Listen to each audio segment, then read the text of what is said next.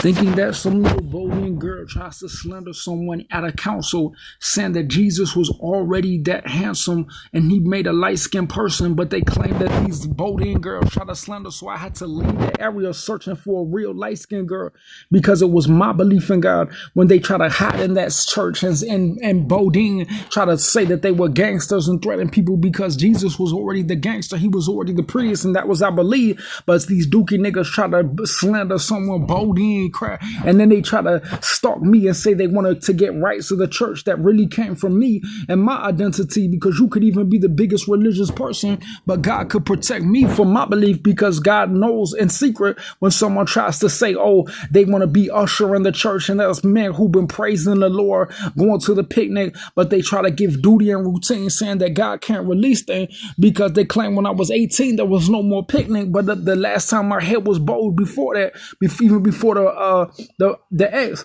it was after someone tried to rebold my head and continue in 2015 before a second term, was even after whatever frame is 117 back from an 18 from a 7-year Google that might not even have access to with my T-Mobile, because they claim I had to put my information in places, saying that I couldn't get no money, trying to take my bank account, trying to take my information, using the police to lock me in psych hospitals, claiming they try to deprive me of even eating one piece of food, to have one piece of, because some of these stores even charge taxes, the price of what a food item could be worth more than $1 million in a time someone makes products trying to make people be in a routine and be fat, because these people are saying they're lounging around these nasty restaurants, spitting in people's food, saying that I can't grow and associate with higher people because they're lazy, and saying that they were in secret at a time when Kobe died, and saying that it was so vicious years before people's child was even born, years before the institution even existed. At a certain age, they claim they want to be respected by a real nigga because their voting platform already existed before Kobe died, you see?